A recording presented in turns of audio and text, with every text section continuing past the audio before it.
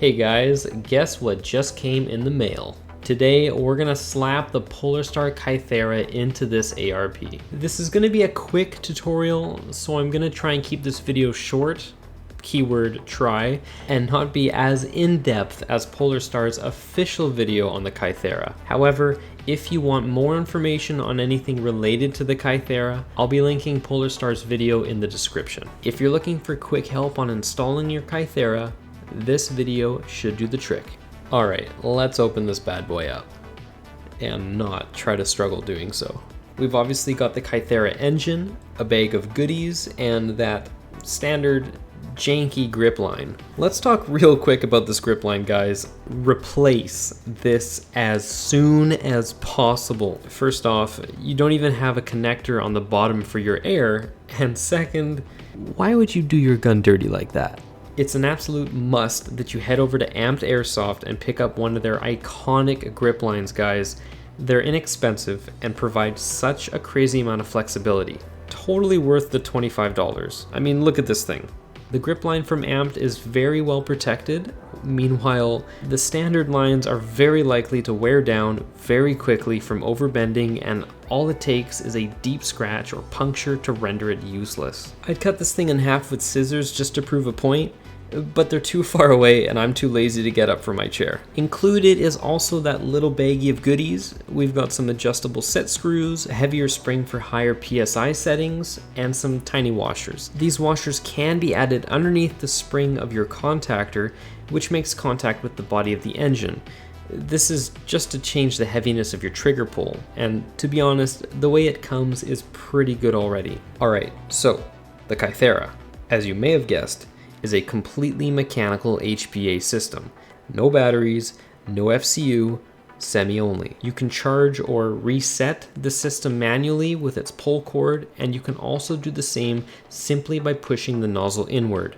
You might find yourself doing that a lot while you fine-tune your trigger mechanics, which we'll briefly get into right now.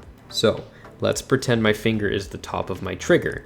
As I press into the trigger link, the weight of your trigger pull moves the trigger link forward and activates the mechanical aspect of the engine.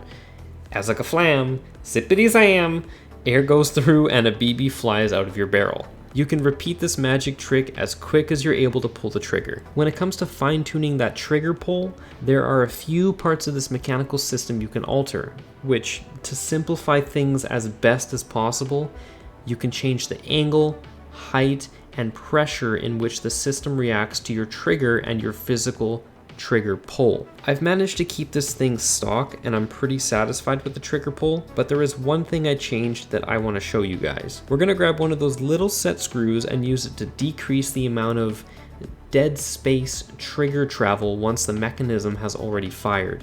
What I mean is, when you pull the trigger and fire, the trigger still has a tendency to travel further back until the firing mechanism makes physical contact with the body of the engine, inside your gearbox, of course. This system obviously mimics a real trigger pull on a real gun, but in Airsoft, if it's all about speed when you're shooting semi, for example, if you're a speed softer, you're going to want to fine-tune this thing so that that amount of dead space after you pull your trigger is pretty much non-existent, which you can do with this screw. First things first, you're going to want to grab the smallest Allen key in the world.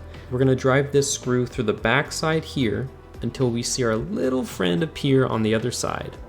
Hey there. Hello. Okay, now that we are happy with how far we've got it set, hold up one sec. I said hold up. We got to make sure our little friend isn't set too far up because we need the trigger mechanism to be able to reset properly. You'll know the screw is too far when the nozzle doesn't click forward.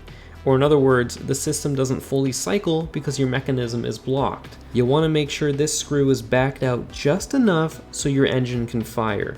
And for the love of God, use Loctite. I swear to God, don't you dare take your Kythera out to the field if you haven't used Loctite or any other kind of thread locker on these little screws for fine tuning. This is a constantly moving part and the constant vibrations will loosen these screws. Best case scenario, your fine tuning is ruined. Worst case, the screws loosen a certain way and block your mechanism from cycling properly. You'll have to get into your gearbox again just to fix that at the field. Alright, let's crack open the gearbox of my ARP and plop this little guy in there.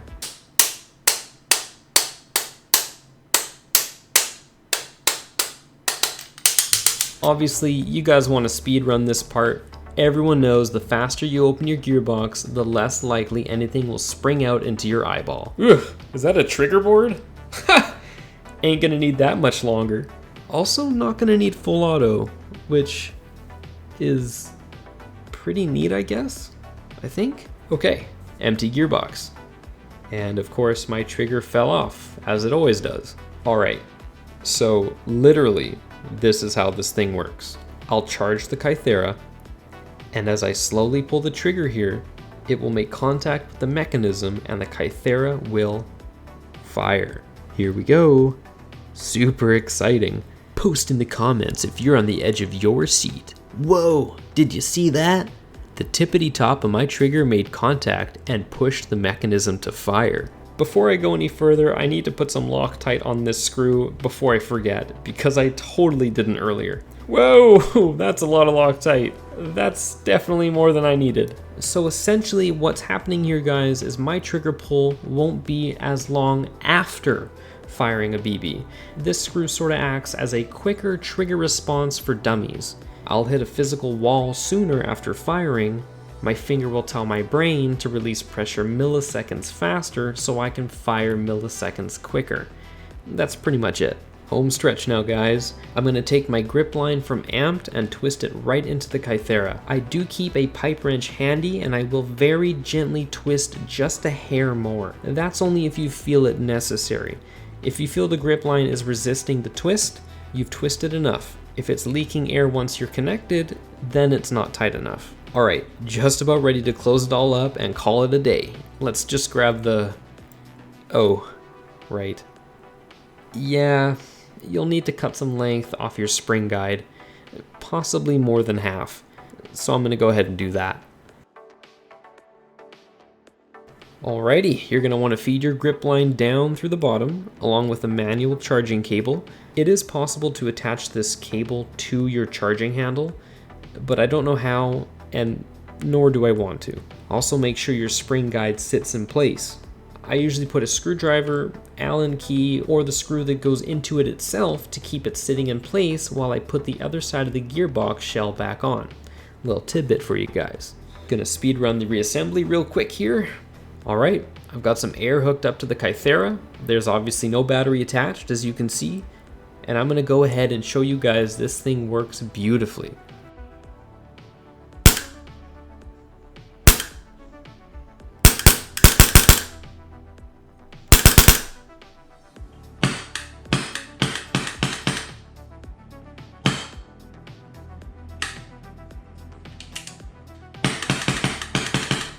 Okay, the gun's all put back together and it's ready for some action this weekend. I hope you guys enjoyed the video. If you'd like more information regarding the Kythera, like full disassembly or using the other set screws for fine tuning, I'll leave Polarstar's Kythera 101 video in this video's description. Otherwise, this is how you put the Kythera in your gun. It's really that simple. I'll see you guys next time.